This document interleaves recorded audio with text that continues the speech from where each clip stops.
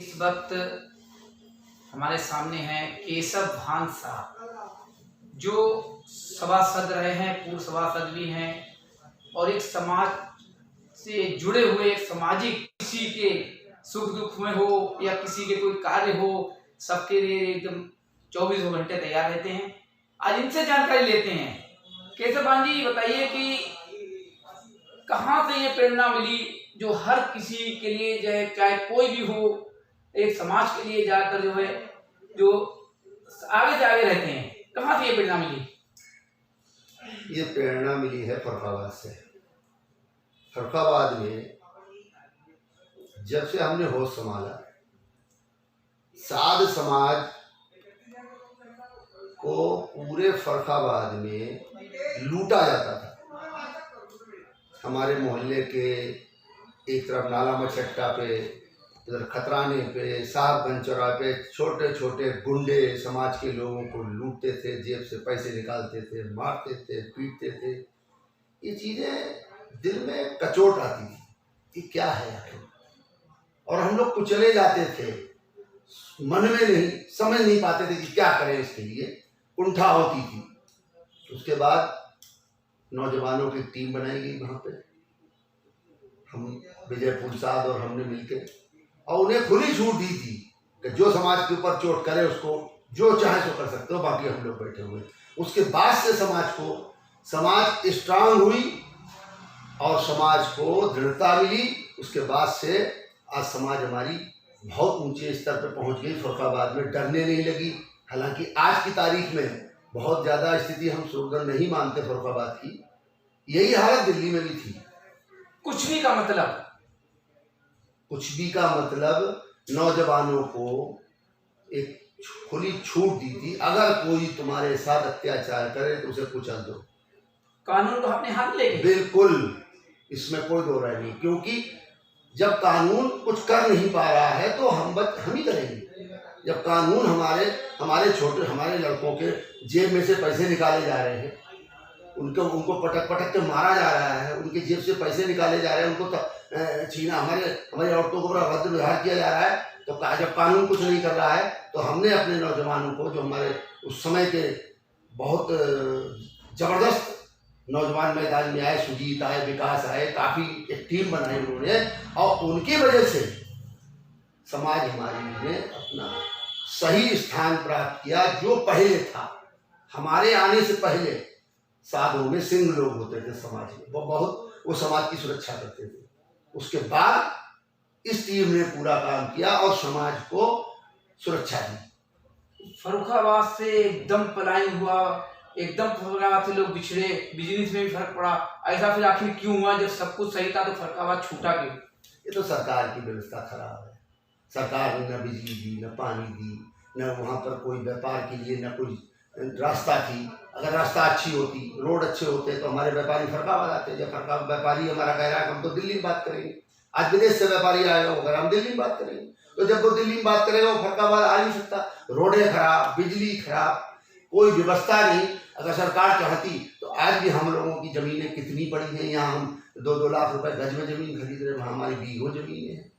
उन ज़मीनों पे आज भी व्यापार, आज जो साध समाज है ये कम से कम 200-400 करोड़ रुपए महीने का टर्नओवर कर रहा है। अगर ये टर्नओवर फर्रुखाबाद में होता तो फर्रुखाबाद तरक्की कर चुका है। बिल्कुल सही बात है कि फर्रुखाबाद में सात समाज को जो बिजनेस स्पोर्ट का हुआ या कोई भी कार्य हुआ या गारमेंट का हुआ, लाखों लोगों को जो रोजी रोटी मिला करती थी, जैसे ही फर्रुखाबाद छूटा लोग बेघर हो गए, लोगों को रोटियां नहीं मिलने लगी, धीरे धीरे वहां से पलायन करने लगे। आज फर्रुखाबाद की स्थिति क्या है, लेकिन कुछ स्थिति अब संभल रही है, लोग वापसी वहां फिर करने लगे हैं, फिर कुछ सुधार लगता है। क्या जो समाज का जो कार्य होता है इस पे जो है काफी पैसा खर्च होता है, चाहे वो गरीब को राशन बांटने का हो या किसी के घर पे कोई परेशानी आती है, कोई बीमारी आती है, तो सब कुछ होता है। इसकी व्यवस्था जो किस तरीके से कहाँ से होती है? देखिए, एक तो साध समाज बहुत संवेदनशील भावुक समाज है। एक आवाज पे पैसा आता है। यहाँ पे हर आदमी की भावना है अंदर से कि जो हम कर सकते हैं वो करें, चाहे हमारी क्षमता है, क्षमता से बाहर भी करते हैं, ये हमने देखा है। क्षमता नहीं है तब भी आदमी कहता पैसे नहीं जाओ, हमारे लिए काम करो। ये हमारे बड़े दे गए हैं। हमारे जो पूर्वज थे, हर समाज को दिशा उनके बड़े देते हैं। अगर वो कहते तुम लड़ो तो वो लड़ने वाले हो जाते हैं। हमारी समाज ने मानव मात्र से, प्राणी मात्र से प्रेम करने की शिक्षा दी। उस शिक्षा के तहत ही हर प्राणी से हमारी हमदर्दी हो जाती है। उसके तहत जो कर सकते हैं। इस कोरोना की लाइन में तो हमने देखा जिसकी क्षमता भी नहीं थी वो भी कह रहा मुझसे ले जाओ, कुछ करो कुछ करो। इस समाज का ये देखा गया है, जैसे कि हमारे लातूर के अंदर त्रस्ती आई थी और जगह आई थी, चाहे वो MP हो, चाहे महाराष्ट्र हो, चाहे आसाम हो, चाहे गुवाहाटी हो, सात समाज ने पूरा सहयोग किया। वहां जा करके सात समाज ने पूरा सहयोग किया और हर तरह। लेकिन एक चीज वो खलती है कि दिल्ली आए, फरुखाबाद छूट कर समाज आया। बड़ी अच्छी राजनीति रही है। हमारे केशव भान जी जो है कांग्रेस से बहुत पुराने रहे हैं और अच्छा संबंध रहा है, यहाँ तक कि ऊपर तक रहा, हाईकमान तक। लेकिन एक चीज यहाँ पर आती है कि कई बार हमने देखा कि यहाँ पर स्थिति बनाई गई। हमारे अरविंदर सिंह लवली 15 साल मंत्री भी रहे। एक कब्रिस्तान जो एक समाज को जगह देने की बात चल रही थी, आज तक ये इतिहास बन चुका है कि एक कब्रिस्तान नहीं दिया गया। 15 साल यहाँ पर मौजूद रही है कांग्रेस, उसके बाद 70 साल राज किया है अपने क्षेत्र में। ये काम क्यों नहीं हो पाया? जबकि केशव भान साहब बिल्कुल जो है, चाहे वो राहुल गांधी हो, चाहे वो सोनिया गांधी हो, चाहे वो रवली जी हो, सबसे संपर्क बने। ऐसा क्यों हुआ? देखो एक कमी है हमारी समाज में बहुत बड़ी। जिस क्षेत्र में जो काबिल है उसकी काबिलियत को हम बढ़ाते नहीं। अगर जो जिस क्षेत्र में हो, आज पॉलिटिक्स में हम हैं। फरुखाबाद में हम 3 बार दिल्ली में रह के भी फरुखाबाद जीत के चले आए। कोई नहीं जीतता इतनी। अगर पूरी समाज मिलके किसी एक व्यक्ति को पॉलिटिक्स में उठाए तो वो कहां से कहां जा सकता है, उसकी ताकत कितनी बढ़ सकती है, जिसका जोड़ नहीं। जैसे एग्जाम्पल के तौर पे पूरी समाज में प्रेस की लाइन में सुबोध जी हो जी, सब लोग मिलके बढ़ाए, कहां से कहां पहुंच सकते हैं। लेकिन नहीं, ये गुटबाजी का जो खेल है, इस समाज को जो ऊंचाइयां मिलनी चाहिए वो मिलने नहीं दे रहा। यहाँ पर ये होता है, ये किस ग्रुप का आदमी है, ये किस फरीक का आदमी है, इसको क्यों ये उड़ जाएगा।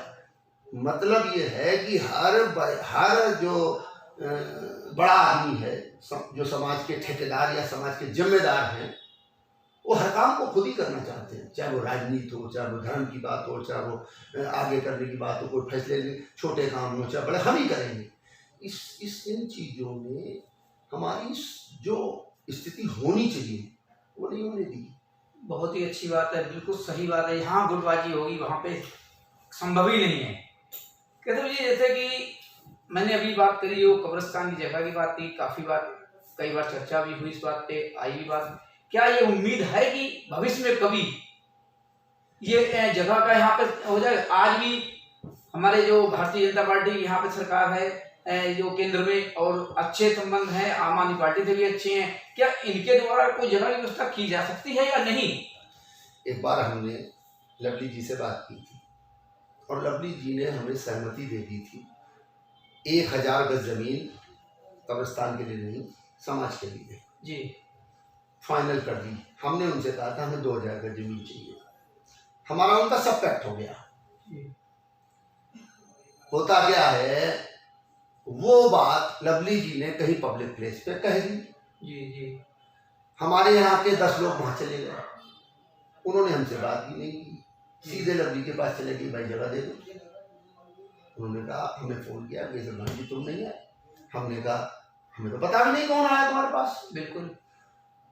अब लवली जी के दिमाग में आ गया, नेताओं के दिमाग में आ गया, इनके यहाँ तो ग्रुप है, तो हमारी ताकत तो कमजोर हो गई। बिल्कुल बिल्कुल। तो जब मेरी ताकत कमजोर होगी तो लवली जी ने तो 25-25 गज के 10 प्लाट दिखा दिए कि ये ले लो जाके।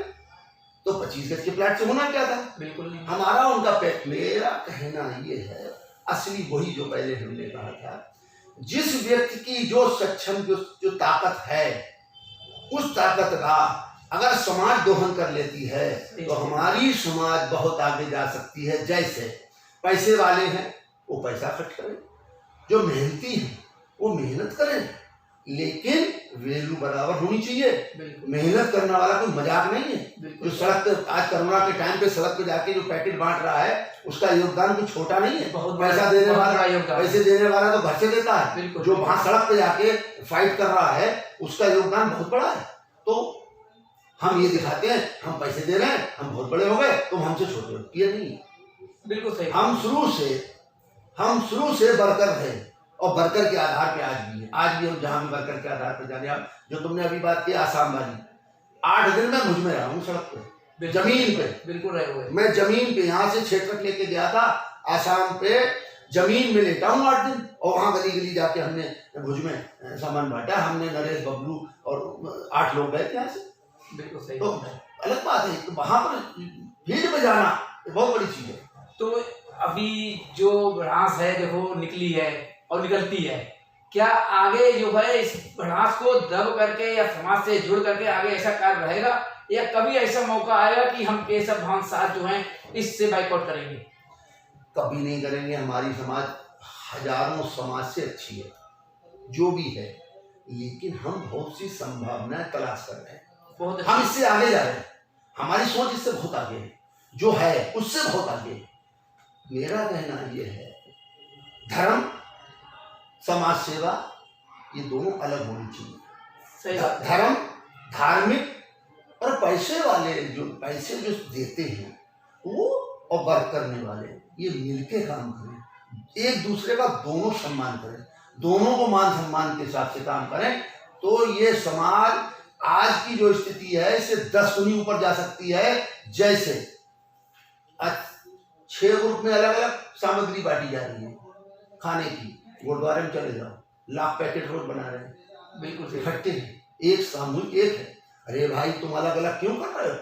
एक मंच पे दिखाओ, तुम्हारी ताकत जो दिखाई पड़ेगी, हिल जाएगा, सरकार हिल जाएगी। ये भाई साथ समाज है, आज सिख समाज पूरी दुनिया में नाम कर रही है, हम भी, और उससे हम कम खर्च नहीं कर रहे हैं, बिल्कुल सही, गली गली बांट रहे हैं, लेकिन एक मंच पर नहीं बांट रहे हैं क्योंकि हमें बहुत मान चाहिए। और रह गई केशव भान की बात, केशव भान को मालिक की दया से इतना मान सम्मान मिल चुका है कि हम ईमानदारी से अपनी समाज के लिए हर कुछ करने को तैयार हैं कि कोई एक सभासद का चुनाव को छोटा नहीं होता, सबसे खतरनाक और सबसे बड़ा होता है। इस समाज ने मुझे 3 बार जिताया है, बिल्कुल सही, कोई छोटी बात नहीं है। ये मेरे लिए बहुत बड़ा एहसान समाज का मेरे ऊपर है कि मुझे 3 बार जो जिताया है, ये मेरे ऊपर एक ऋण है। उसके लिए मैं पूरी दुनिया में नाम करना चाहता हूँ साथ समाज का, कि साथ समाज दिखा। आज फरुखाबाद में नाम साथ समाज का है, क्यों है? इसी वजह से कि आज वहां भी काम हो रहा है, यहाँ भी काम, लेकिन मिलकर करोगे तो बात ही अलग हो जाएगी। ये मेरा केशव भान साहब थे, बहुत ही अच्छी बात है। ये समाज के लिए हर कुछ करने को तैयार हैं, बस सबसे बड़ा संगठन है। अगर संगठन मजबूत है सब कुछ कार्य संभव है। और एक बात वही है कि जो खाना या राशन या बांटने का, ये तो मैं स्वयं इस बात को कहता हूँ, एक इतिहास है कि सात समाज द्वारा जो राशन हो या भोजन वितरित हो, या 5 रुपए थाली से लेकर के 10 रुपए थाली तक का भोजन हो, देसी की रोटी होती है 5 रुपए में, दाल चावल होता है, आज एक प्लेट आती है 5 रुपए में। लेकिन क्यों 5 रुपए इसलिए रखे गए कि हर कोई स्वाभिमानी होता है कि हम फ्री का नहीं खाएंगे, इसकी वजह से वो 5 रुपए रखे गए हैं। जो देता है तो ठीक है, नहीं तो नहीं। और लॉकडाउन के दौरान कंटिन्यू खाना दोनों टाइम चला है, राशन में बोल चुका है। जिसने भी राशन लिया वो ये कहता है कि सात समाज जैसा भोजन और सात समाज जैसा राशन आज तक इस दुनिया में कहीं नहीं मिल सकता है, उनका ये कहना है। और जहाँ मैं जा रहा हूँ, मैं खुद गया हूँ, चाहे वो मयूर विहार हो, हमारे सुकेश साथ गए, 2-3 बार मैं गया हूँ और रिकॉर्डिंग की। कोरोना वहाँ पे था, झुग्गी झोपड़ियाँ थी, यहाँ खड़ा होना भी, अगर अच्छा भी आदमी है वो कहेगा यहाँ पे खड़ा होना भी बहुत गलत है, लेकिन हम सब भी गए थे वही तरीके से खड़े होकर सबको बांटना, सबको देना, उसके बाद उनकी समस्या सुनना, वहाँ पे पानी की व्यवस्था करना। एक समाज का बहुत ही अच्छा ये एक ऋणी समझ लो। और ये इतिहास है, जैसे कि गुरुद्वारे की बात आ रही है कि एक होके आज अगर हमारा समाज एक होके चले और एक होके इस तरीके से कार्य करे, तो हमें इस बात का मानना है कि हिंदुस्तान के अंदर अगर गुरुद्वारे के बाद कोई नाम आ रहा है तो बराबर चल करके सात समाज का नाम आएगा और बहुत ही अच्छा कार्य रहता है।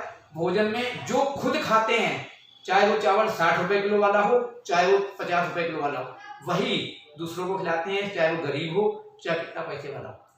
बहुत बहुत धन्यवाद केशव जी, जो आज की बात से संपर्क में जो आज खुलासा किया, बहुत अच्छा। हम चाहेंगे आगे भी एक चीज और है कि कुछ सामाजिक पुराना इतिहास रहा है, सुनने में आया है कि उस इतिहास को आने वाली पीढ़ी बिछड़े ना, समाज से जुड़ी रहे, अपना समाज अपना धर्म कायम रहे। इस पे कुछ क्या कर रहे हैं? देखो, एक तो सबसे बड़ी बात ये मेरी समझ में आ रही है, हमारी ये समाज, पूरी समाज से एक अपील है जी। बहुत कर लिया, सबके लिए कर रहे हो, बहुत कर रहे हो, अब समाज के लिए भी कुछ करो। समाज के जो हमारे चुप बैठे हैं, एक वर्ग ऐसा है जो कुड़ रहा है, परेशान। बिल्कुल बिल्कुल। उस वर्ग के लिए सोचो, और 1% भी उसे पैकेट नहीं चाहिए, उसे पैसे नहीं चाहिए, 5,000 10,000 से कुछ नहीं होना। हमारी एक अपील है, जो भी सक्षम व्यक्ति है समाज में, वो एक आदमी, एक व्यक्ति, बिल्कुल 2 व्यक्ति, जिसकी जितनी क्षमता है उसका हाथ पकड़ ले, और स्वार्थी हो जाए, अपने भाई को ले ले, अपने रिश्तेदार को ले ले, अपने दोस्त को ले ले, जो उसे प्रिय है उसे ले ले।